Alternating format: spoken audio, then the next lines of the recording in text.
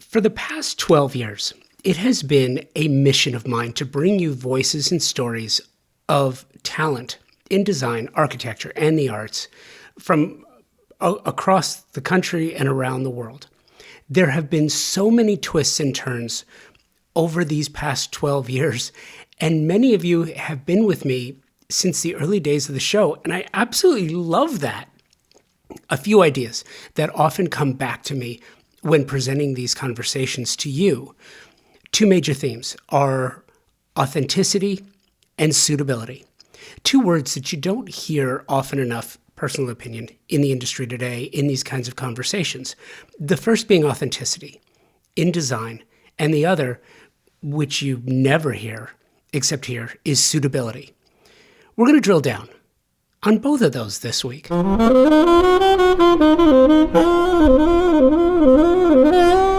Today on the show, you are going to hear from Bailey Todd of White Cliff Studio.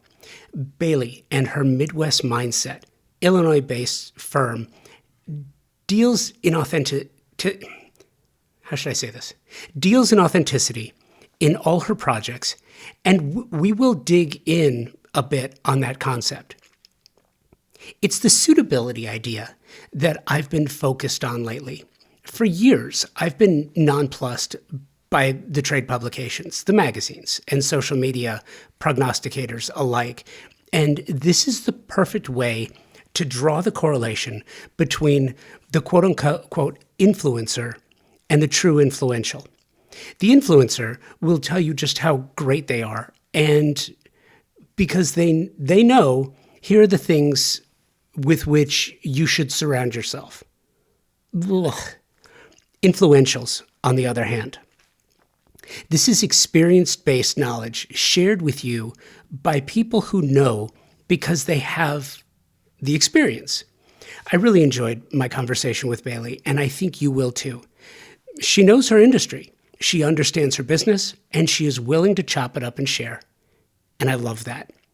And it's coming up right after this. I am incredibly proud of my partnership with Thermosol, presenting sponsor of Convo by Design. They have been presenting sponsors of Convo by Design going on 6 years now. And there is a certain amount of pride that comes with saying that the show is presented by the company that is the best in the world at what they do.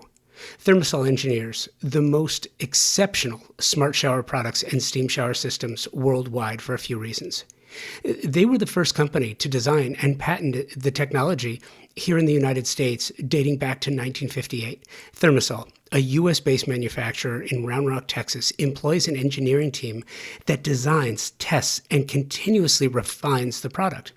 Their quality control team tests every single steam generator before it departs the factory. Who else does that? Nobody that I know of. And I have had the pleasure of working with some world-class designers and architects who tell me, and you know this, that the idea of luxury has changed, especially when clients want a spa-like bathroom. Steam is mandatory, or it's just not considered a luxury. And if you want to add steam, you have one true option. It's Thermosol. And now, Thermosol, the industry leader in steam bath equipment and technology since 1958, is enhancing its already stellar family of products with new indoor and outdoor luxury saunas, available in 3 design configurations: outdoor barrel, outdoor canopy barrel, and indoor. Each sauna is handcrafted from clear Western red cedar or Nordic spruce, inspired by the brilliance of Northern European sauna technology and design. It makes you ask, without steam, is a luxury bath really a luxury bath? I don't know. Most clients would say they want it, and most designers want to make their clients happy. I think all designers want to make their clients happy. And if you want your clients to be happy, thermosol.com and at Thermosol on the socials. You know, it's interesting. I have so much to talk to you about, but one of the things I wanted to ask you about, and I'm starting in kind of, this is a hard intro, but it's funny because I drive my son to college in Indiana from Tulsa. So we go through St. Louis. And I love the city of St. Louis. The one thing that I don't like, and I've heard this from a lot of people, is, and I'm going somewhere with this, trust me, is how dangerous it is. And I'm curious because I've been talking about this a lot. Do you, when you're working with new clients in the St. Louis area, is safety and security something that falls within your purview as a designer? Is that something that you talk about with your clients? Yeah, I mean, I think that safety, regardless of where you're at, is going to be, a key factor, especially when you're going into people's homes and meeting with people that you've never, you have zero experience or background with. Um, and I think that, honestly, whenever it does come to the city of St. Louis, that is a huge misconception about how dangerous the city is, and of course there are certain areas that you want to stay away from. Um, but I'd say the majority of the clients that we get realistically are not going to, they're not in those areas. Number one, we do though, like for instance, we have a large commercial project that's going on that is in kind of, a neighborhood that's going through a revitalization kind of period right now. So, block to block, there might be a bunch of abandoned houses, one block over, but then the next block over, all brand new built houses and a really kind of bustling new area to be in. Um, but yeah, I mean, of course, one thing that we definitely like to try to make sure is, anytime we bring on a new client, we kind of look at the area in general, kind of do a little bit of a background check on who that person is, and just making sure that, we feel comfortable and moving forward with that person. And that first step is always going to be taking in that discovery call with the client just to get a really good understanding of not just their project, but who they are, and all of those kinds of things, just to make sure that we're a good fit and that safety is a priority. Yeah, no, I want to drill down on that a little bit. I'm talking specifically from the standpoint of you as a designer working with clients as far as part of the security and safety that goes into the design.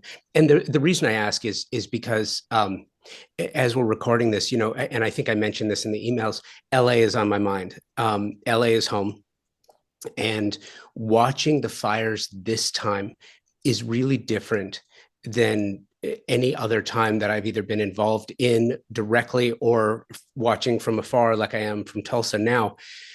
It's interesting because I've one of the things that I've always loved about the design community, designers, architects, landscape architects, is the ability to take a, for lack of a better term, a box and make it functional and make a home. And I think people are realizing more and more every day since the pandemic and other things that have transpired that homes need to be more performative. They need to perform better. And I think that, if you were to just look at all of the, and I rail on this all the time, but if you were to just look at the trends that come out every year that the magazines all put out, and it's all on Instagram and it's all on the socials, about here's what's going to be popular this year, here's what's going to be popular, or here's what's not going to be popular as far as trends and color and that sort of thing. They never talk about the need for more safety, the need for more security, the need for more fire retardant materials or more performative materials, depending on the area in which you live. And I think that that's a disservice. And I think that, one of the things that I've been able to do is to provide designers with a platform, to talk about how to make the design that, to almost like, it's almost like protecting the design that you create by making sure that it's suitable for the environment. You talked about, the ice storms, and yeah, we're going to get some weather here in the Midwest. How do you approach, it's really interesting. I was looking on your website, and you have a very consultative approach to new clients and to the business. Where did that start? And how does that sort of inform how you move forward with a new client?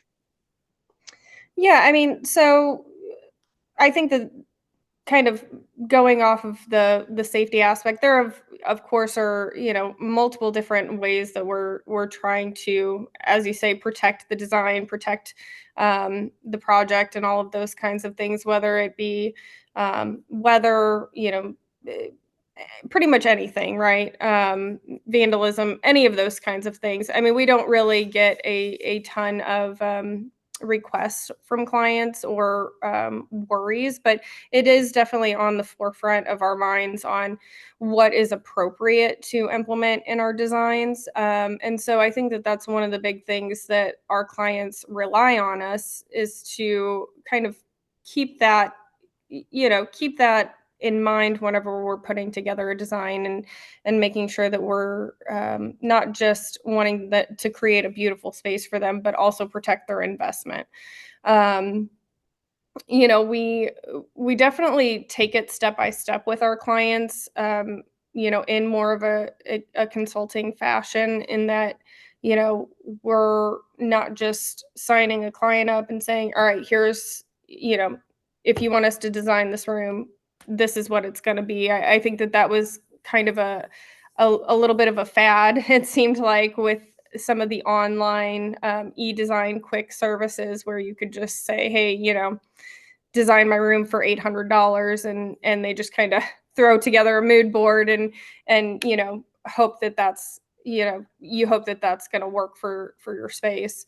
Versus us, we definitely take it very incrementally, so that, from the discovery call to we do a 2-hour consultation. So we're walking the space and really talking about everything, determining the scope and figuring out, number one, what's realistic within their wants, their budget, and within the space that can actually be doable. And then, past that, we kind of go through, a little bit of a design introductory phase, really getting to understand some more of the in-depth, I think, things that, we're wanting to try and implement. And making sure that our contractors, say, okay, this is definitely doable.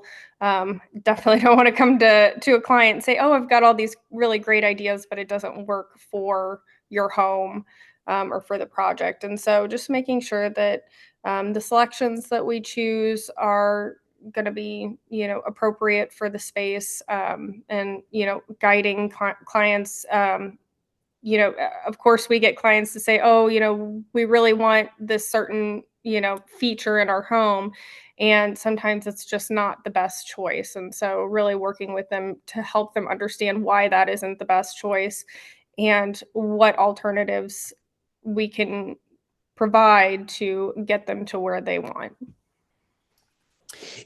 Backing up a second, you even mentioned this, that this is not your first career. Yeah. Take me through the journey. How did you wind up doing what you're doing? And Ryan, your husband, Yep. yes. So Yeah. you both. So this is a family affair. You started the firm together. What's the backstory? So, yeah, I mean, I originally went, my degree is in culinary arts. Funny story, I knew whenever I was in college that I hated it. I automatically knew. And, coming from, I'm a millennial. My mother was very hardcore. You have to go to college, you have to have a degree. So I was terrified to tell her, oh my gosh, you're paying for my college and I hate every second of it. So I went through with it. And, I worked in um, the culinary industry for probably a good 7.5 years, something along those lines. Um, Definitely like worked my way up through management. It put me through it gave me a lot of life experience, I will say that. It gave me that managerial experience. It gave me having to deal in tough situations, high pressure situations. And also it's also a very physical, labor intensive job as well. So Not a whole lot different than being in the construction industry, right? That's very labor intensive as well. Um, so, after I had my first child, my husband, he's like, I couldn't do it anymore, and I'm like, I have got to figure out a way to get out of the food service industry, and so, but I still had no idea what I wanted to do, um, and so he is actually in software development, all that kind of good stuff, and he said, I know it's not really something that you've thought about, but if you can teach yourself how to code, then you can get a job. You don't have to have a degree, and so that's what we did. You know, quit my job, spent 6 months just at home teaching myself how to become a Java developer, and I was really fortunate to get a job in Java development, and I worked that for about 6 years as well. And the nice thing about that is, number one, it provided me so much better work life balance. I was able to work not just nights and weekends, but I also um, was making a lot more money. And so it helped to allow me to take a step back. And so I worked in that corporate industry for, yeah, about 6 years, but it just was never my passion. And I had always, my husband and I had started, I bought my first rental property at 21, and I had started renovating, and I always used to say, "Oh my god, I would love to design. I would love to, own my own construction company someday and be able to do this for a living for other people." Um, but I just never really thought that it was something feasible for me to do. I don't know why. I always told him, whenever I retire, I'm gonna open up a little home decor shop somewhere, and I'll just be happy with that. And I was laying there one night and just scrolling on Instagram, and I saw a woman come across, and she had the story about how, and she was, of course, some big designer blowing up, um, and she talked about how she had kind of just started as, you know, one night just at her kitchen table, and grew her firm to be what she had, and it really just struck something in me, and I thought, "What am I waiting for? I know that this is something that I'm passionate about." And I had thought about going to school for it, but I think I was so scared that, because it was so similar to culinary arts in the fashion that you really have to grow a clientele. It's not, oh, there's a possibility that it could fail. It could be something where um, there's no guarantee, right? And so um, I just kept on putting it off, and whatever struck me that night, it was like, I can always start small, and if it goes nowhere, then it goes nowhere. And it grew really fast. I found within the first year, I already had a pretty good buildup of clients. And um, after that, I think I worked my corporate IT job for another probably 3 years alongside building my business until I could really, confirm that I could sustain it. And that's where we're at today, 5 years later. I'm just curious, what was, because I've heard this before, you can have all the talent and skill in the world. You can have the desire and the willingness and the drive, but a lot of new creatives get caught up in that client development, the business development, the sales side of it, which clearly you have experience with. But I'm curious, how did you do it? How did you get those first clients? So my very first client was a pro bono. I just kind of put it out there in Facebook, and I'm like, "Hey, I'm looking to build my portfolio." I think my very first client had like a budget of like $3,000. It was like a very, very minimal. And but it allowed me some really great photos, and since that, I was able to kind of, I always like to tell people, you think that you have to have everything perfect to kind of put yourself out into the world. Um, your website doesn't have to be perfect. You just kind of start and then build it up from there. So that's what I started doing is I took on my first project, put those photos out, started to create a little bit of a website. It wasn't great, but it was something to kind of get my name out there and try and show clients that I had some professional, like a professional side, and that I was trying to build a legitimate business. And so, of course, the projects that we started off with were very, very small, um, but they just kind of grew from there. Another thing that I did was listening to podcasts like this, to be honest with you. I listened to so many podcasts on how to grow my sales experience, because I had zero experience at sales. In fact, it was abysmal. Or at least I felt like it was. And so, one of the things that I really tried to focus on, because I knew that I had, or at least I thought that I had, a good a good design eye, and a talent. It's just I had no idea how to sell that to people, and so that was one of the things that I definitely made sure to focus on, was creating my processes, creating, figuring out what I can do to, whenever I am working with a client, be professional and come off as a professional, running a business, and not just somebody who is saying, "Hey, let me design your house for you, and I'll just, text you some or email you some inspiration photos." So, really working on building up my processes, getting a software that was easy to communicate and present to clients, and then working on my sales. I'd say those are the three main things that I really focused on in the beginning. It's interesting too because having had a career in sales, primarily in broadcast, because I come from journalism, I come from the radio industry. I kind of feel like sales is not it's not to disagree with you, but I think there's a misconception. I think sales is not something that people can learn. I think it's something that people can realize. It's like everyone, just be yourself. There's no specific strategy to sales. It's just being honest, being authentic, being open, and willingness to put yourself out there to fail, which is really interesting because for you, it's so interesting. If we draw a Venn diagram, right? And we've got culinary arts, IT, and interior design. What's the intersection?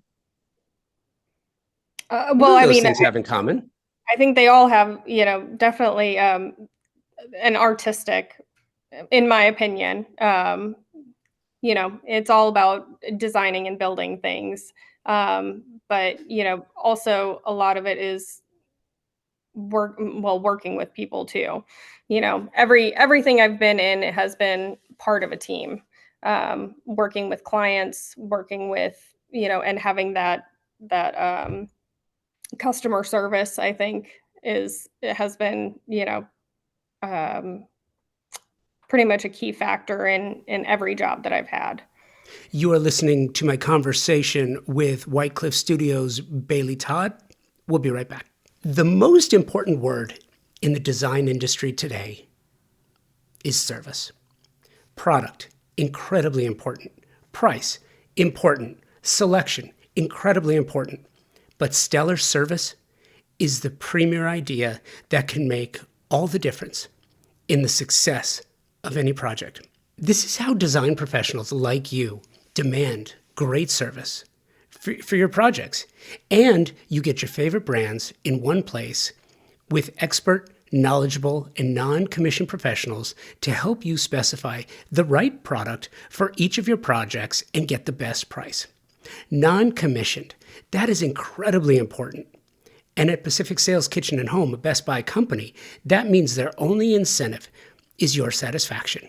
Pacific Sales Kitchen and Home, a Best Buy company, has just that with over 60 years of service in Southern California.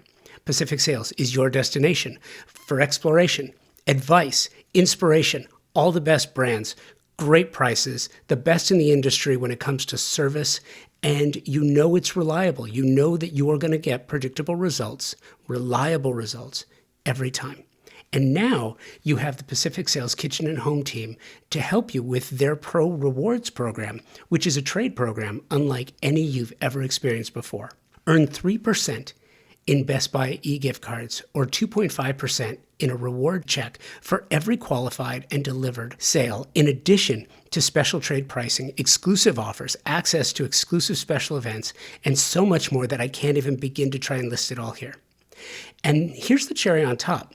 Access to exclusive builder trade incentives from top brands and the stellar service you deserve from a company that has been serving the industry for over 60 years. Now, terms and conditions apply to the Pro Rewards program and builder trade incentives. So visit a Pacific Sales expert at a showroom today for full details and learn how you can unlock additional savings and benefits.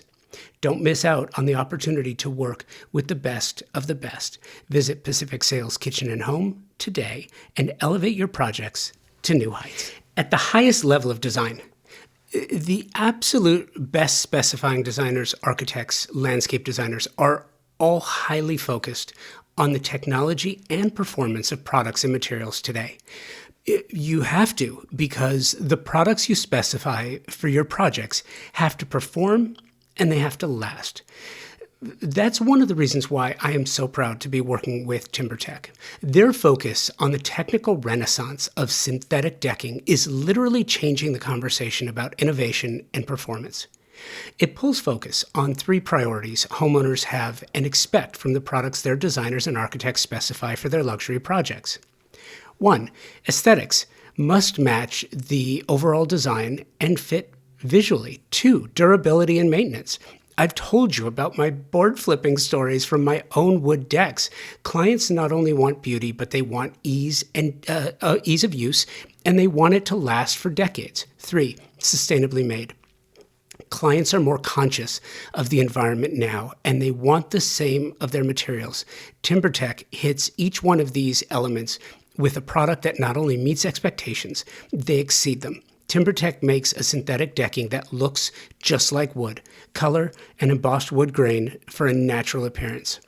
Their composite decking is technologically superior, as it has been created to last for decades, and it's manufactured with up to 85% recycled material. Their advanced PVC, vintage, and landmark collections have a Class A flame spread rating, making these products an amazing choice for wildfire-prone areas, which unfortunately continues to grow on the risk map. Check the show notes for more information about this and to find the nearest showroom or lumberyard where you can find TimberTech, or you can check them out directly, timbertech.com. Your experience with investment properties, and I'm curious how it informs the design practice now. Are you design build? We are. Yeah. You are. So your design build. So it's almost like, it's the same with IT and with culinary arts. You're building something with a total presentation. Mm-hmm. And with an investment property, you're almost building it a little differently. You're designing it to weather and withstand the abuse that comes from the people who are living there on a temporary basis. I'm curious though, when you're looking at the projects and you describe I think you call it your preferred aesthetic, is that California cool environment, which I love, obviously, because being from California, I totally get it. How does that translate in the Midwest? Yeah. So I would say, I found, looking at a lot of the designers, the local designers around here, it is very different compared to the designers that you will find in, both the East and the West Coast. Very different aesthetics. One thing that I always like to talk about with my clients whenever we're talking about, especially this aesthetic, is we really focus on creating spaces that are relaxed and livable, comfortable. Because I think that whenever people think that, it's a relaxed feel, it has to look a certain way. And that's not necessarily the truth, right? We want, a lot of the clients that we have are young families with children. We want things that are going to be durable, things that are going to be comfortable. So we really try to keep that on the forefront whenever we're designing a space. But the big thing with us is keeping things comfortable, but also very textural. I always feel like a space has that cozy feeling because we have so much texture in it. And that's kind of how I feel like a lot of the California vibes are. It's very comfortable, very livable. It's not too uptight and stuffy. Whereas I feel like in the Midwest, we tend to have some very rigid design work um, with a lot of the other designers in the area, and so that's just some of the feedback that I've gotten from clients whenever discussing. They're like, we love how, inviting it is and not just something where, we're trying to display a showpiece to clients or to, the outside world. So. So do you balance the firm too between design for clients, design build, uh, or investment property for yourself as well? Because I've spoken to some designers who are in fact property developers, and it's really an, especially now with housing stock in the US at such a low level, and this need for uh, I don't know that housing can be defined, good housing can be defined as affordable anymore. It's a necessity, but I don't think you can define it as affordable, right? Absolutely not. Yeah, I always like to tell clients, and I've seen a huge shift, and I think people are finally starting to come around here in the Midwest and understand. But we still get some inquiries saying, "Hey, can you do a kitchen for me for 20 or 30,000?" I'm like, "Absolutely not." 10, I think it was 10 to 12 years ago.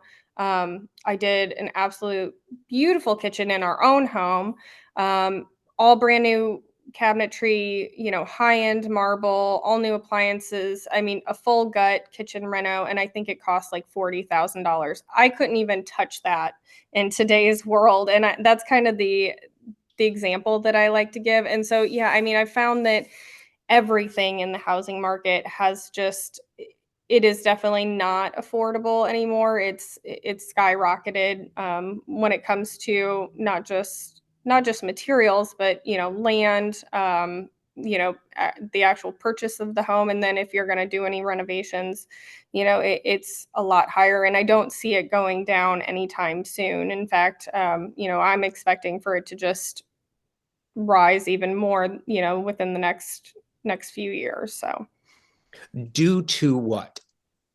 one, I don't know if I should say it, but Say it. if Because we, everyone's talking about it. We're all yeah, talking about it anyway. yeah, with the new presidency, I would say, and the tariffs that are being discussed. And the only reason why I say that is because during the last his last term, during Trump's last term, we definitely noticed a huge price increase in materials. And so, will that happen again? Maybe, maybe not. But my guess would probably be yes, just based on experience. And so that's just one thing that I like to try and warn people about is I don't feel like it's gonna go down at all. We might get lucky and it'll stay stagnant, but I don't see it going down or prices becoming any more reasonable as far as the housing market goes. That's also one of the reasons why. I think it's so important, and look, at the core of why I do what I do is because I love designers. I love design. I love architecture. I love what it stands for. I love what it means. I love what it does. And I think it's shocking that, single digits in the United States use the services of a designer or architect. It's really, 1, 2% use the services. And I only say 2% because there are some that will go to a service like you mentioned that's, a design by the room. But I'll tell you, with the further development of AI and you being on the IT side, you probably get this more so than others. If you can, artificial intelligence isn't artificial intelligence, it's augmented intelligence right now. It's being pulled from all these different areas. So if you get a design that was crafted or created by an AI software program, it's a bunch of different things pulled together. Chances are that designers actually worked on at some point in time. So I think design as a service is kind of like doing your own electrical or plumbing work. Like, can you? Sure. Can you burn your house down? Sure. You know, Absolutely. you can probably do it. You can go on YouTube and learn how to change a switch, but can you change out all of the electrical system in your home? Maybe, not advisable. And I think using a designer provides this kind of thing where you have tips, techniques, strategies, ways of saving clients money in the long run and adding beauty and functionality in the short term. I don't know what it's going to take to sort of get our housing situation on par with the way it is in Europe or in Asia, but I think it goes to the professionals. What do you tell your clients about budget? Because it's a tough conversation, but it's got to be an open and frank one as well. Yeah. Yeah, and that's one of the things that, um, I don't shy away from talking about money. That is probably one of the biggest, things that I can tell newer designers because I know that it's a little nerve-wracking whenever you have to like send that invoice or you have to do that presentation and then you give them that big giant number at the end. But realistically, what we do, we have to provide them a realistic number, right? Because we don't want to promise all of these things up front and then not be able to deliver based on the budget that we've agreed upon with them. So being able to be upfront and saying, realistically, if this is what you want, this is what it's going to cost. Now, do we have other options? Absolutely. We can go ahead and, do this instead. And it at least puts that in the hands of the client, right? Where they can make those decisions versus us being too scared to and making the decision for them. I think that that's the key thing, right? Is being very open and honest and making sure that we're saying we want to create the most, you know, the best design for you, the best presentation, and all of the things based on the criteria that you've provided to us. Here's what it's going to cost, and yes, it's going to be more than what you might expect, but here are some additional options so that you can decide what's important to you and what's not. Because realistically, it's not my job to decide how somebody spends their money. It's their job to decide what's important to them. So I've I've really found that getting comfortable talking about budget and talking about what things cost, and not shying away from it is very, very important when dealing with clients because if they sense any kind of you know apprehension talking about the budget, it automatically will end up putting some distrust from your client into you because they feel like, oh, well, now they're not sure what they're talking about. So I found that clients are way more trusting and understanding if you're upfront with them and just say, hey, this is what it's going to cost. If this is what you want, then this is what you got to pay. And it's interesting to me too. We started off talking about this idea of safety and security. I just wrote a piece, and it was kind of shocking to me in light of what's happening in California right now. But it's not just in California. If you look at, okay, so everyone lives in a home, right? A home is one of those things that's ubiquitous. Everyone has a dwelling, a domicile of some sort. You have owners and renters. If you own your home, you have a mortgage. If your mortgage is an adjustable rate, then you've been paying significantly more on the rate side if it's adjusted.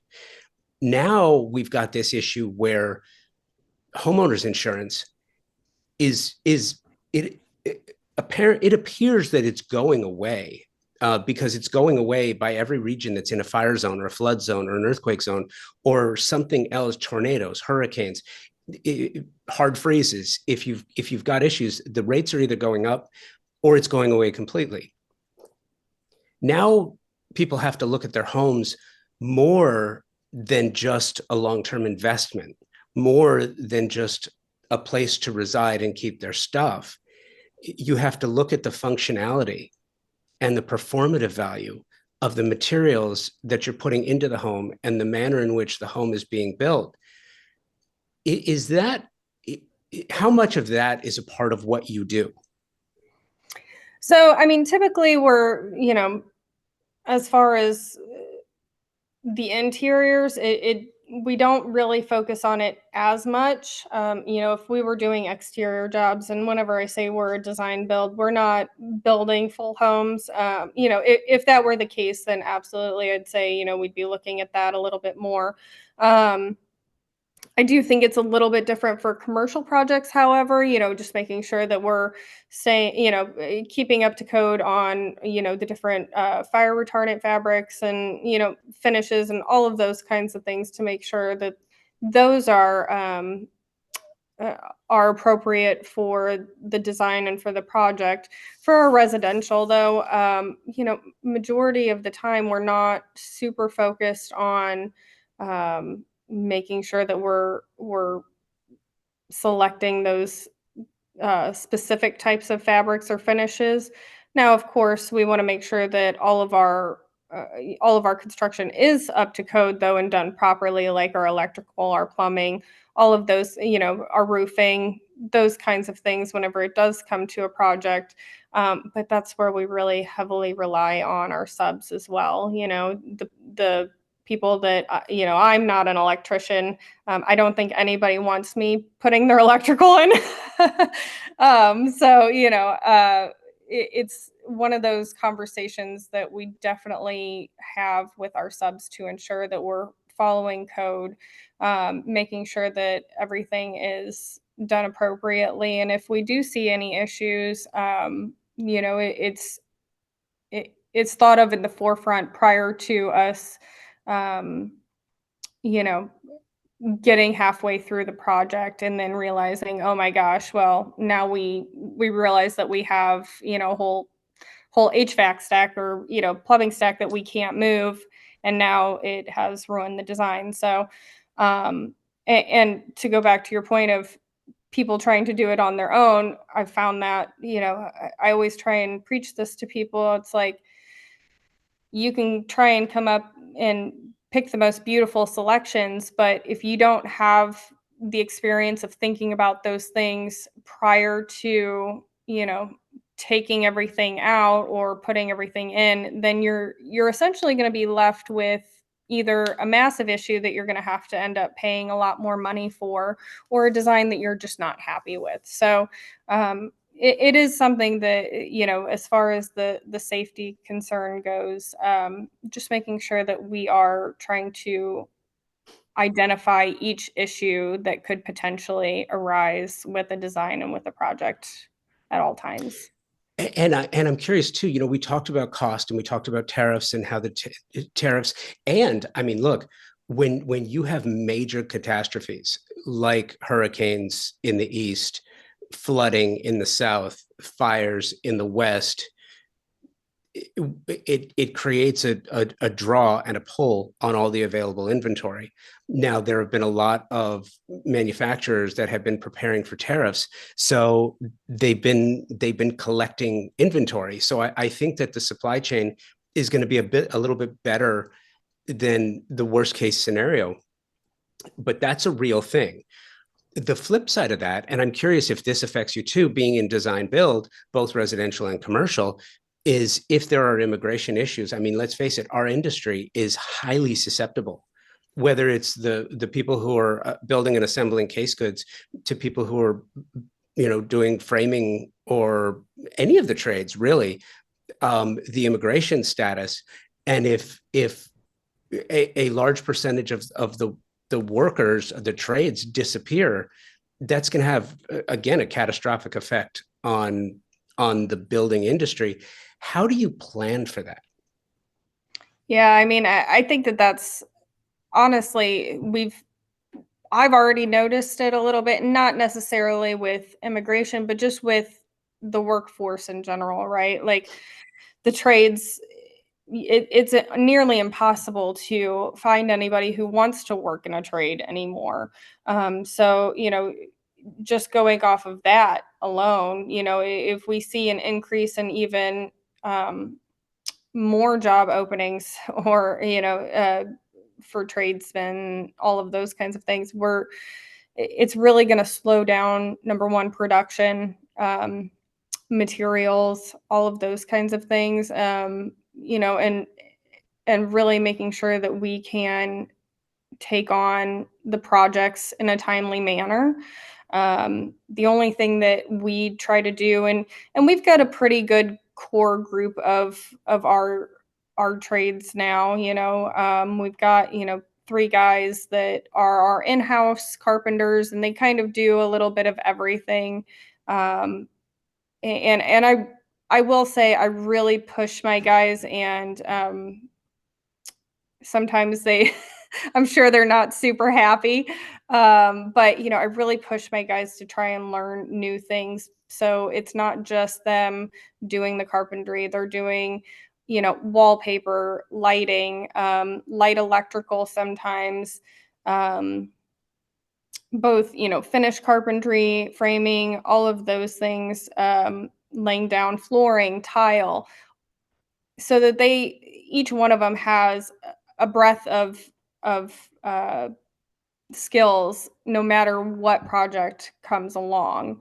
Now, the only downside to that is because it's just, those three guys. And if we do have to rely on our in house guys instead of, not being able to find somebody, then that's going to slow down our production time just because, we're really focusing and bringing that all in house.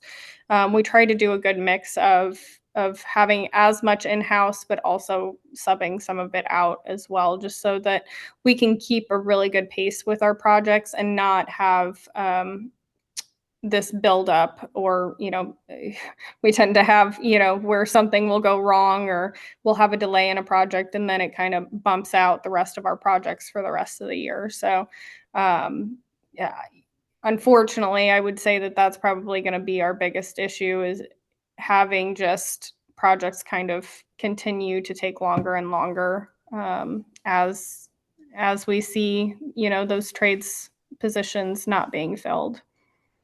So what's the solution? What's the fix? Oh, I wish I knew.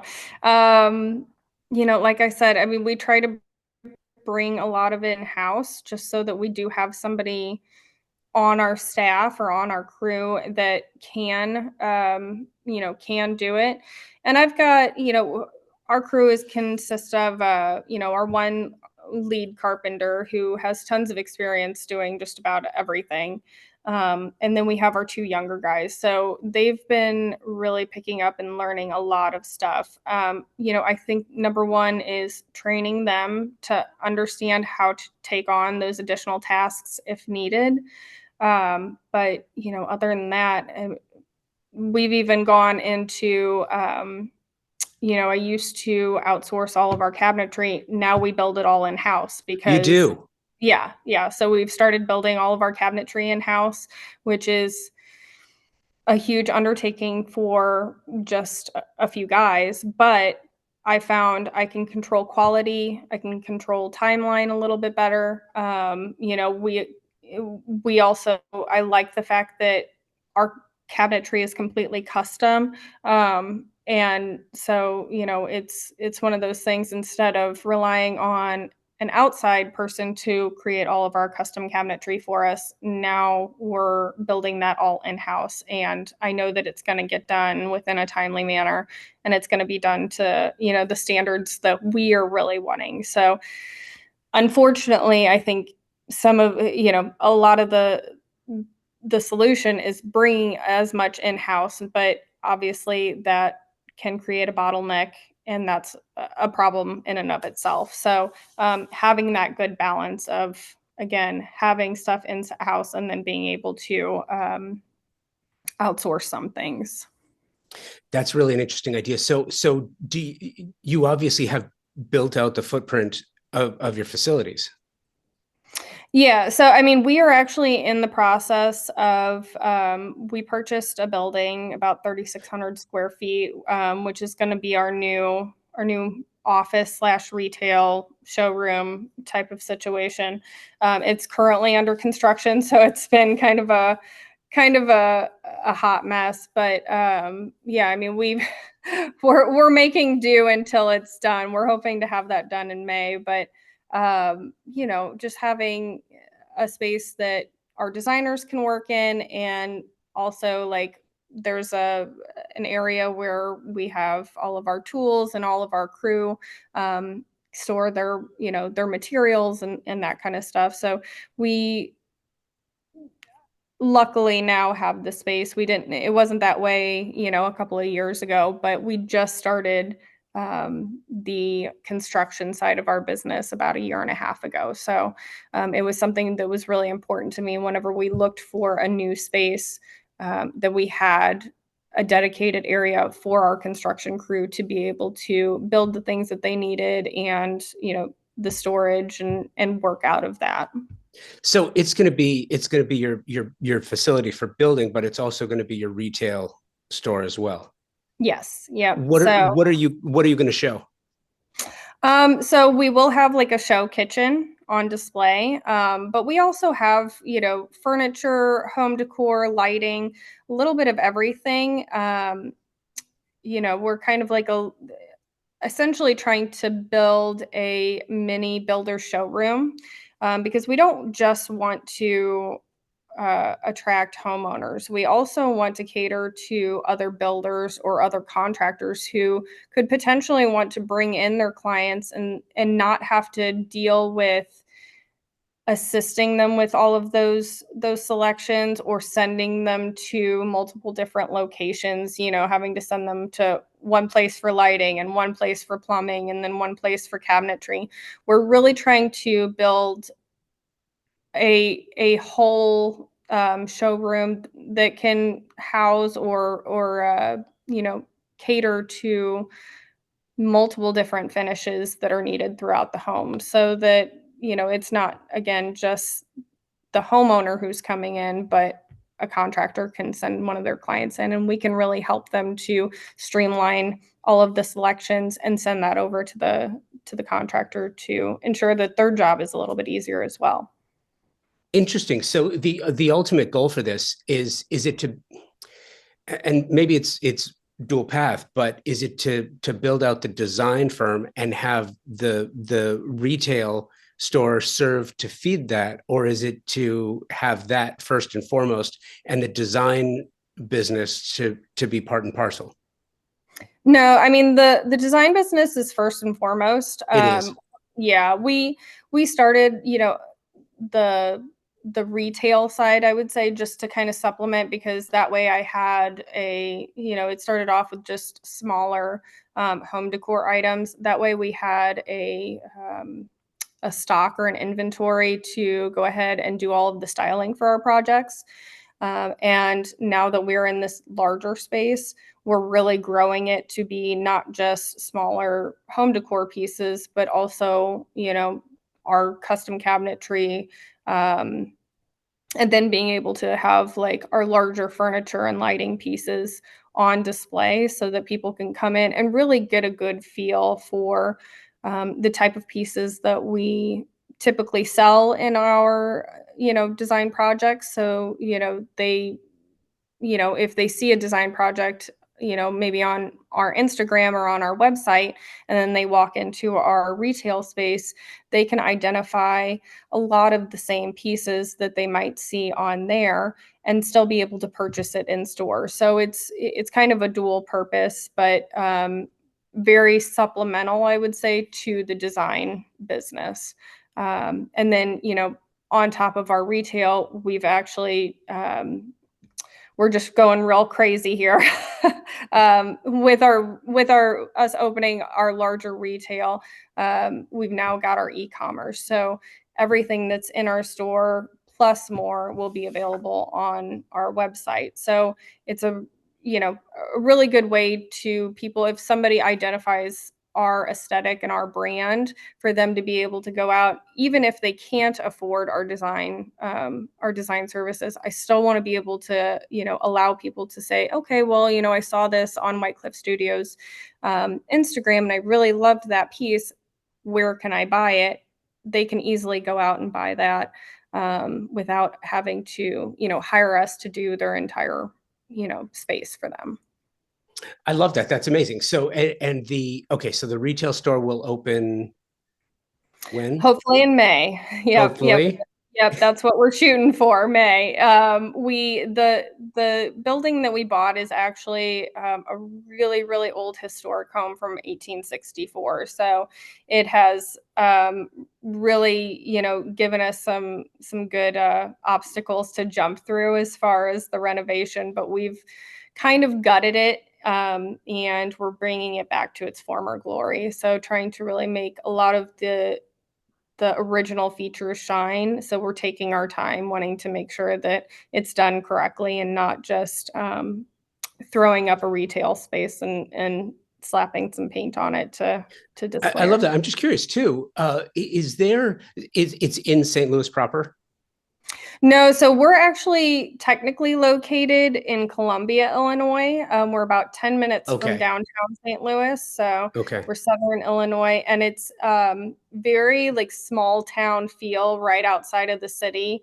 We're Yeah. we're directly right on Main Street. So it's kind of a little a lot of clients almost say, oh, it's kind of like Gilmore Girls or whatever. So it's on the other side of the river. It is. Yep. Okay. I'm just curious, was because it was an older building, historical, did you have any, is there any sort of uh, responsibility on the municipal responsibility for restoration and preservation? Um, well, no, because it's not technically on the national registry.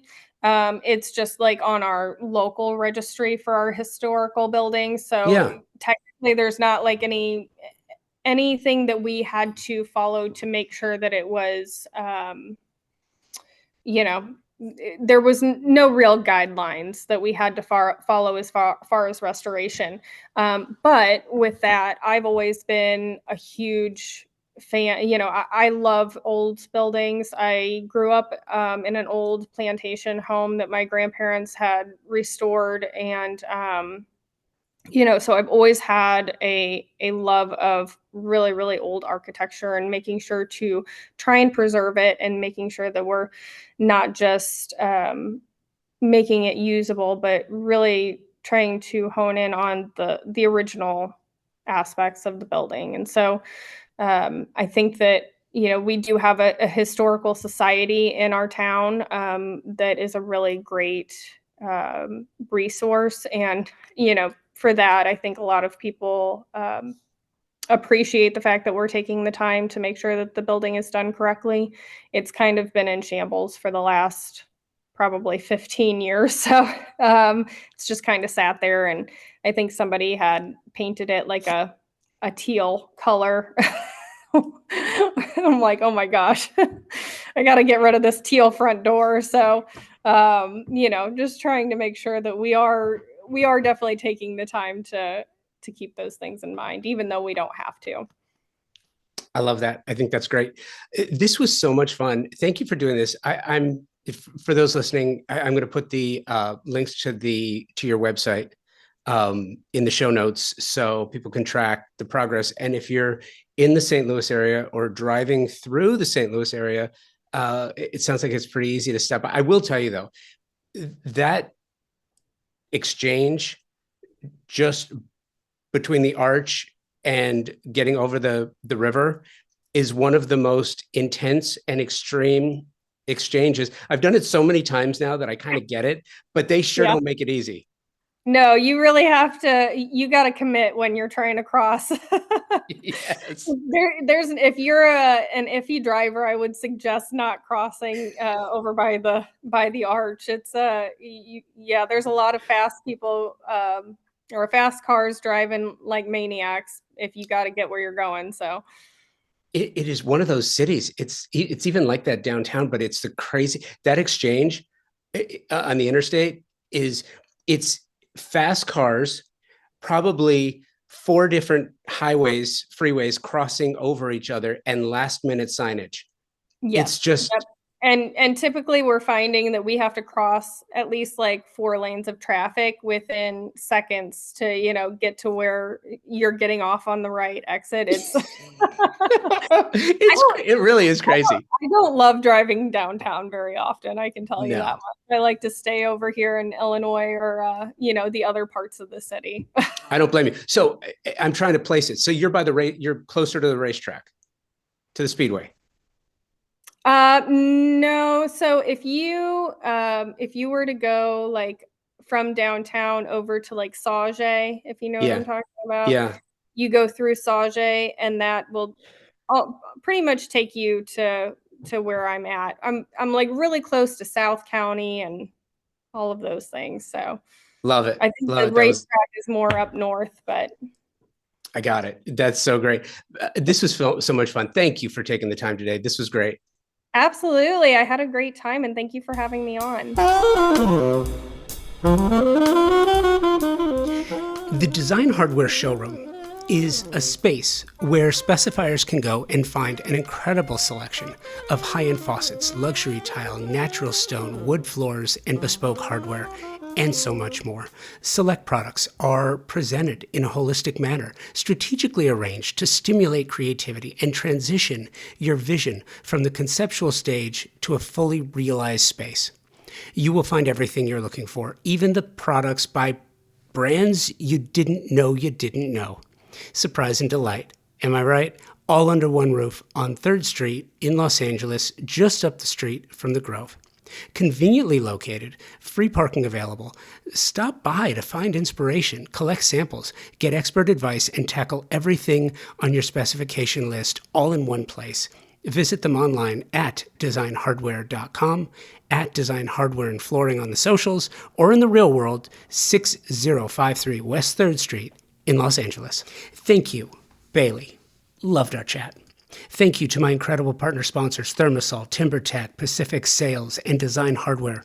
Amazing companies and great friends to the trade. So please give them an opportunity on your next project. And thank you for listening, subscribing to the show, and sharing it with your colleagues. If not already subscribing, please consider doing so that you receive every new episode automatically to your podcast feed the moment it's published. Thank you for that.